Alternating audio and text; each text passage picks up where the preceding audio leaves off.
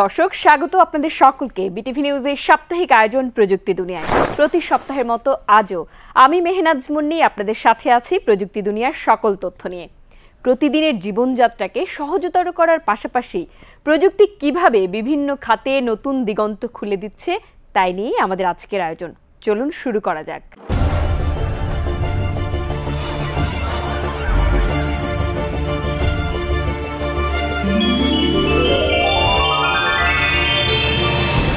Robot নিঃসন্দেহে প্রযুক্তির এক অনন্য সৃষ্টি। প্রযুক্তির এই বিস্ময়কে বাংলাদেশ কতটুকু গ্রহণ করছে, রোবোটিক্সের সঙ্গে আমাদের যাত্রা কত দূর এগোলো, এবারে জানাবো বাংলাদেশে এই প্রযুক্তির গল্প এবং ভবিষ্যতের সম্ভাবনা।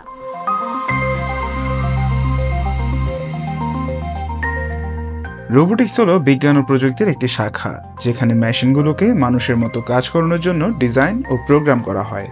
শিল্প থেকে শুরু করে স্বাস্থ্যসেবা, কৃষি থেকে শুরু করে শিক্ষা, রোবোটিক্স এখন আধুনিক বিশ্বের গুরুত্বপূর্ণ অংশ হয়ে উঠেছে। বিশ্বব্যাপী রোবোটিক্স প্রযুক্তি দ্রুত এগিয়ে চলছে, আর বাংলাদেশও পিছিয়ে নেই। বিশেষ করে শিক্ষা প্রতিষ্ঠান, স্টার্টআপ ও গবেষণা কেন্দ্রগুলোতে রোবোটিক্স নিয়ে কাজের হিড়িক লক্ষ্য করা যাচ্ছে। দেশে রোবোটিক্সের যাত্রা শুরু হয়েছে কয়েকটি শীর্ষ বিশ্ববিদ্যালয়ের উদ্যোগে। এছাড়া বিভিন্ন বেসরকারি সংস্থা এবং ইনকিউবেশন সেন্টার তরুণ উদ্ভাবকদের সমর্থন দিচ্ছে, যারা স্বয়ংক্রিয় যন্ত্র ও রোবট তৈরি করছে।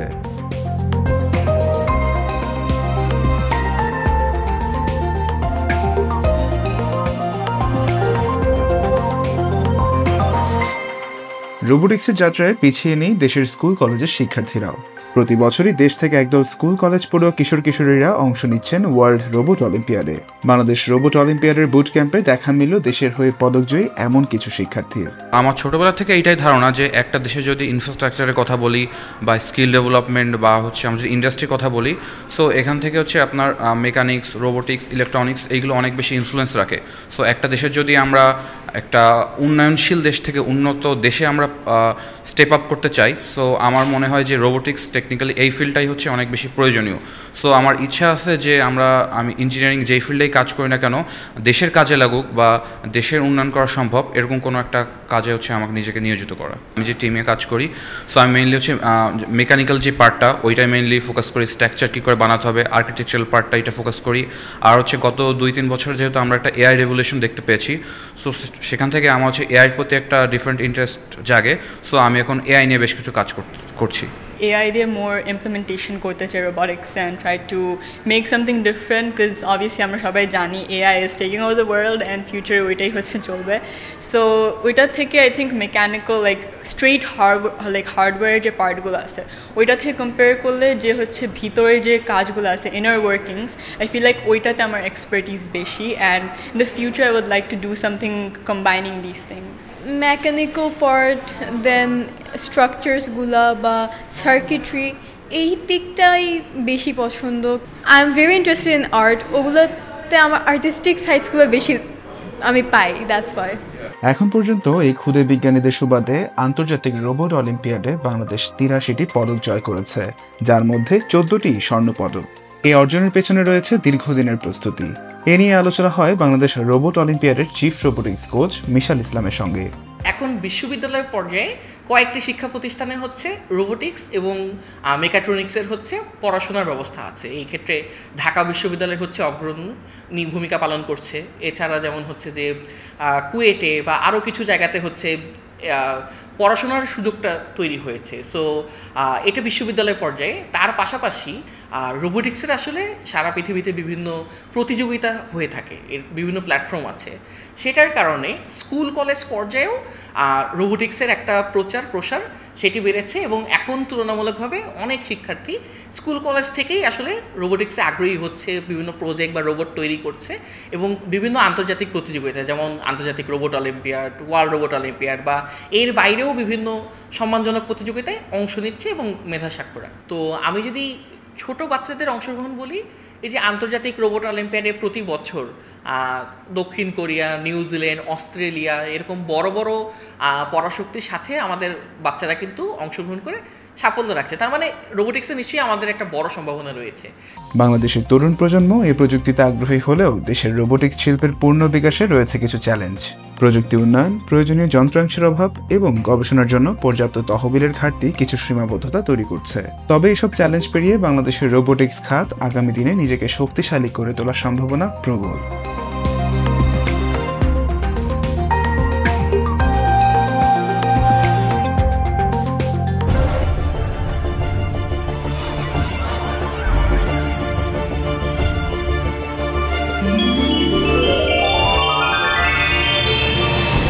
লাইভ স্ট্রিমিং আজকাল অনেক কিশোর কিশোরীর কাছে শুধু বিনোদন নয়, বরং একটি ক্যারিয়ার প্ল্যাটফর্ম। কিন্তু প্রশ্ন হচ্ছে, সব বয়সের সবার জন্য কি এই লাইভিং দুনিয়া নিরাপদ? ইউটিউব এবার কড়াকড়ি আনলো লাইভ স্ট্রিমিং নিয়মে। নতুন নিয়মে কাদের লাইভে নিষেধাজ্ঞা আসছে আর কেমন হতে পারে এর প্রভাব? বিশ্বের অন্যতম জনপ্রিয় ভিডিও প্ল্যাটফর্ম ইউটিউব এবার কড়াকড়ি করল তাদের লাইভ স্ট্রিমিং ফিচারের শর্ত। আগামী 22 জুলাই 2025 থেকে ইউটিউবে লাইভ করতে হলে ব্যবহারকারীর বয়স হতে হবে অন্তত 16 বছর। এর আগে 13 থেকে 15 বছর বয়সী ইউটিউবাররাও চাইলে একা লাইভ করতে পারতেন, তবে এখন থেকে সেই সুবিধা থাকছে না। এখন 13 থেকে 15 বছর বয়সীদের লাইভে একজন প্রাপ্তবয়স্ক অভিভাবককে সামনে উপস্থিত থাকতে হবে, আর 16 বছরের নিচে কেউ একা লাইভ করতে পারবে না। ইউটিউব জানিয়েছে নতুন নিয়ম ভঙ্গ করলে নেওয়া হবে কঠোর ব্যবস্থা। এর মধ্যে রয়েছে লাইভ চ্যাট, সুপার চ্যাট সহ বিভিন্ন ফিচার সাময়িকভাবে বন্ধ করে দেয়া, নিয়মিত লঙ্ঘনের ক্ষেত্রে চ্যানেল স্থায়ীভাবে নিষ্ক্রিয় করে দেয়া।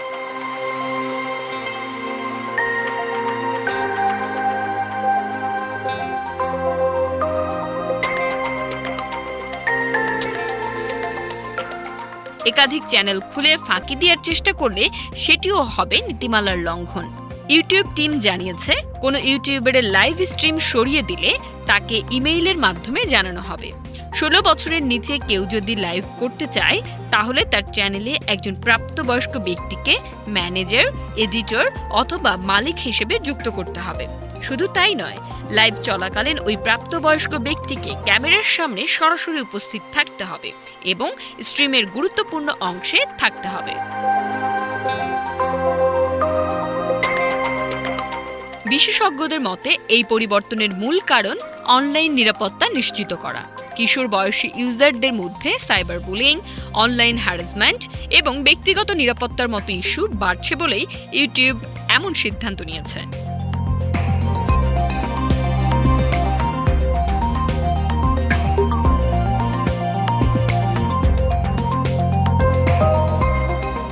বিশ্বজুড়ে চাইল্ড অনলাইন সেফটি আইন আরও কঠোর হওয়ায় ইউটিউব সহ বিভিন্ন প্ল্যাটফর্ম আগেভাগেই নিজেদের নিয়ম আপডেট করছে। যুক্তরাষ্ট্রের কোপ্পা আইন এবং ইউরোপের ডিজিটাল সার্ভিস অ্যাক্ট অনুযায়ী শিশু কিশোরদের অনলাইন নিরাপত্তা এখন বড় চ্যালেঞ্জ হয়ে দাঁড়িয়েছে। নতুন নিয়ম হয়তো তরুণ ইউজারদের জন্য কিছুটা সীমাবদ্ধতা তৈরি করবে, তবে ইউটিউব বলছে এটি তাদের ভবিষ্যৎ রক্ষা এবং নিরাপদ অনলাইন অভিজ্ঞতা নিশ্চিতে একটি গুরুত্বপূর্ণ পদক্ষেপ।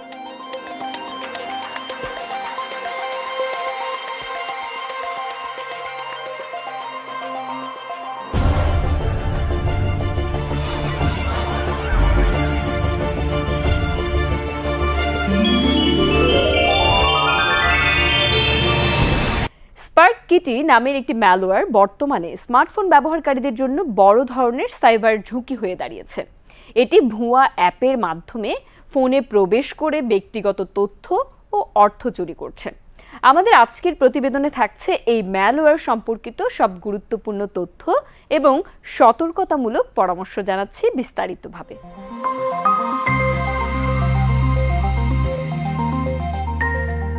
আজকের বিশ্বে স্মার্টফোন আমাদের জীবনের এক অবিচ্ছেদ্য অংশ হয়ে উঠেছে। আমরা দৈনন্দিন জীবনের গুরুত্বপূর্ণ কাজ যেমন যোগাযোগ, ছবি ধারণ, আর্থিক লেনদেন, এমনকি কাজের প্রয়োজনে স্মার্টফোনের উপর নির্ভর করি। তবে প্রযুক্তির এই সুবিধা সাথে নিয়ে এসেছে নানা ধরনের সাইবার ঝুঁকি। স্পার্ককিটি নামের ম্যালওয়্যার সেই ঝুঁকির একটি বড় উদাহরণ। স্পার্ককিটি মূলত একটি ট্রোজান স্টাইল ম্যালওয়্যার, যা ভুয়া অ্যাপের মাধ্যমে স্মার্টফোনে প্রবেশ করে। এসব ভুয়া অ্যাপ সাধারণত দেখতে হয় প্রকৃত অ্যাপের মতোই, পরিচিত আইকন, আকর্ষণীয় নাম এবং ভুল তথ্যপূর্ণ রিভিউ দিয়ে ব্যবহারকারীদের আস্থা অর্জন করে। একবার ফোনে ঢুকে পড়ার পর ম্যালওয়্যারটি গোপনে ব্যবহারকারীর গ্যালারি স্ক্যান করে ছবি ও স্ক্রিনশট সংগ্রহ করে এবং তা সরাসরি হ্যাকারদের সার্ভারে পাঠিয়ে দেয়।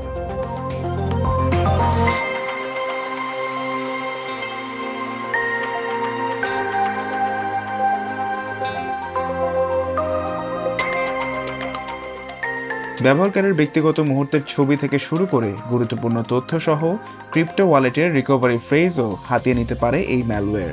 বিশেষ করে ক্রিপ্টোকারেন্সি ব্যবহারকারীদের জন্য এটি মারাত্মক ঝুঁকি তৈরি করছে, কারণ ম্যালওয়্যারটি তাদের ডিজিটাল ব্যাংকে প্রবেশের মাধ্যমে অর্থনৈতিক ক্ষতি করতে সক্ষম।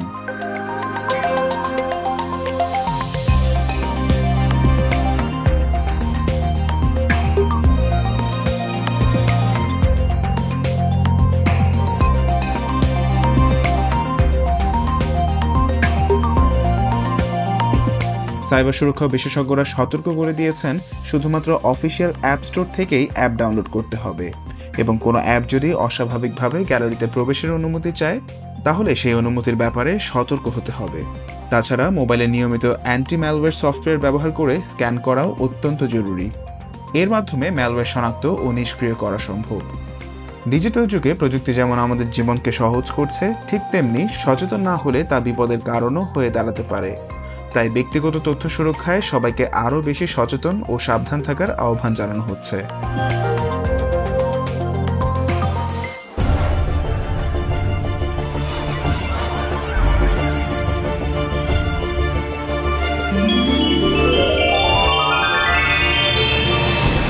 ইনস্টাগ্রাম ছবির পাশাপাশি এখন ভিডিও আর বার্তার অন্যতম জনপ্রিয় মাধ্যম। কিন্তু আপনি কি জানেন কারা কারা আপনাকে ইনবক্স করছে আর তাদের মেসেজ দেখা দরকার কিনা? এবার জানবো কিভাবে খুব সহজেই আপনি ইনস্টাগ্রামে অপরিচিতদের মেসেজ রিকোয়েস্ট বন্ধ করে নিজের নিরাপত্তা নিশ্চিত করতে পারেন। ইনস্টাগ্রামের মতো ওপেন প্ল্যাটফর্মে অপরিচিতদের মেসেজ কখনো কখনো ব্যক্তি সুরক্ষায় ঝুঁকিপূর্ণ হতে পারে। তাই সোশ্যাল মিডিয়ায় যতটা বেশি সংযোগ ততটাই বেশি সচেতনতা দরকার। আশা করি প্রযুক্তি দুনিয়াতে দেখানো এমন ছোট ছোট সেফটি টিপস আপনার সোশ্যাল মিডিয়ার অভিজ্ঞতাকে করবে আরও নিরাপদ।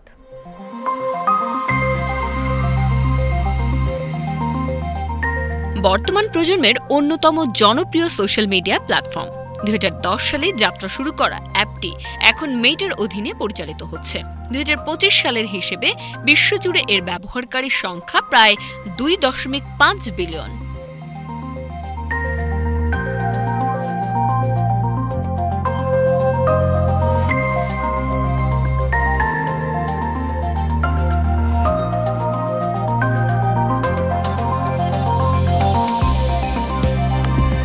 শুধু ছবি নয়, রিল ভিডিও, ইনবক্সিং আর স্টোরি ফিচার দিয়ে এখন অনেকেই ব্যক্তিগত চিন্তা, ব্যবসার কন্টেন্ট কিংবা ব্র্যান্ডিং করছেন ইনস্টাগ্রামে। কিন্তু এই ওপেন প্ল্যাটফর্মে অনেক সময় অচেনা বা অনাকাঙ্ক্ষিত মেসেজ চলে আসে ইনবক্সে।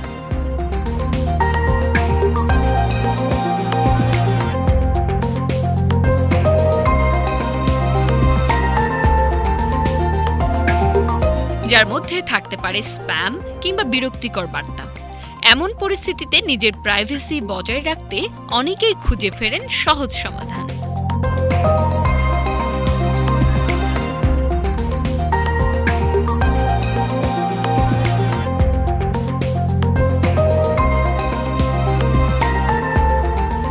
সেই সমাধানই এখন হাতের মুঠোয়। ইনস্টাগ্রামের সেটিংসে কয়েকটি সহজ ধাপে আপনি বন্ধ করে দিতে পারেন অপরিচিতদের মেসেজ রিকোয়েস্ট। চলুন জেনে নেই কিভাবে এটি করবেন। প্রথমেই ইনস্টাগ্রাম অ্যাপ ওপেন করুন। এরপর নিচে থাকা প্রোফাইল আইকনে ক্লিক করুন। স্ক্রিনের ওপরের ডান পাশে থাকা 3টি দাগ বা মেনু আইকনে ক্লিক করুন। এতে করে সেটিংস অ্যান্ড অ্যাক্টিভিটি ইন্টারফেসটি প্রদর্শিত হবে। সেখানে গিয়ে how other interact with you অপশনের অধীনে মেসেজ অ্যান্ড স্টোরি রিপ্লাইজ অপশনটি সিলেক্ট করতে হবে। এবার মেসেজ রিকোয়েস্ট অপশনে প্রবেশ করুন। সবশেষে who can send you message request এর অধীনে নো ওয়ান অপশনটি সিলেক্ট করলেই হবে। এই সহজ কয়েকটি ধাপ আপনাকে রক্ষা করতে পারে অনাকাঙ্ক্ষিত বার্তা ও হয়রানি থেকে। বিশেষ করে কিশোর কিশোরী কিংবা নারী ইউজারদের জন্য এটি হতে পারে কার্যকরী সুরক্ষা ব্যবস্থা।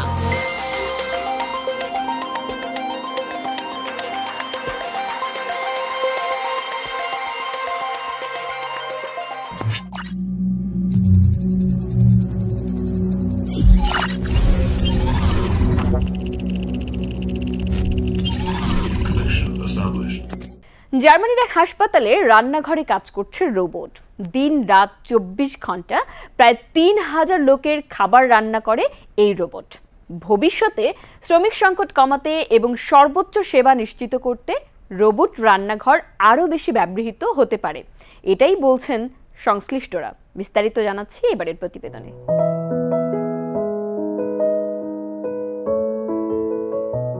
জার্মানির টুবিগেন শহরের বিশ্ববিদ্যালয় হাসপাতালে আজকাল খাবার তৈরি করছেন একটি robot.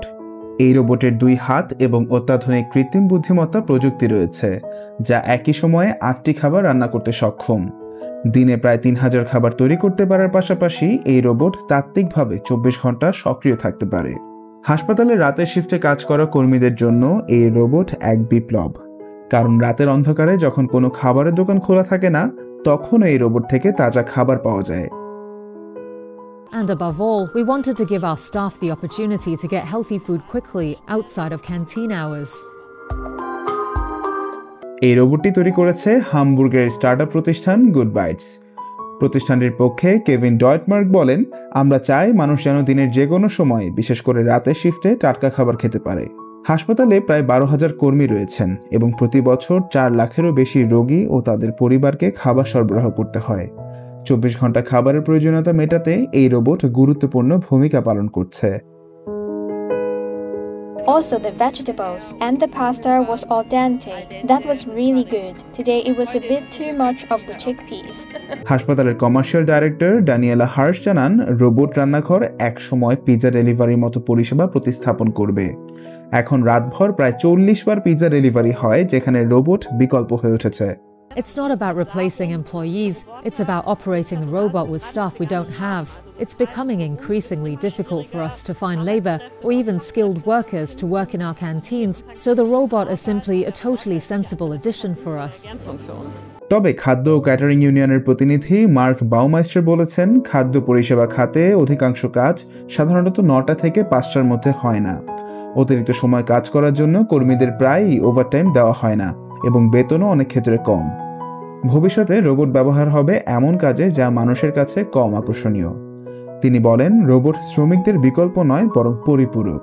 Wir haben aktuell 120 unterschiedliche Rezepturen auf dem System. We currently have 120 different recipes in the system, and we already have customers who provide their own culinary input. The range includes German classics like Königsberger Klopse, lentil spätzle, cheese spätzle, and chicken fricassee. We have Asian dishes such as ramen, pho, udon noodle stir-fry, rice stir-fry with sweet and sour sauce, and a wide variety of pasta dishes in Italian style. Wir haben im Italienischen eine große Variantenvielfalt von Pastagerichten. বর্তমানে robot এখনো সবজি কাটার মতো সূক্ষ্ম কাজ করতে পারে না, তবে রান্নার পাশাপাশি খাবার পরিবেশন এবং পরিষ্কার পরিচ্ছন্নতার কাজ করতে সক্ষম। জার্মানির এই উদ্ভাবনী রোবট রান্নাঘর শ্রমিক সংকট মোকাবেলা করার পাশাপাশি খাবারের মান ও প্রাপ্যতা বাড়াতে বড় অবদান রাখছে। এমন প্রযুক্তির ভবিষ্যৎ বৃহত্তর শিল্পে, বিশেষ করে যেখানে 24 ঘন্টা পরিষেবা প্রয়োজন, অনেকটা সম্ভাবনা রয়েছে।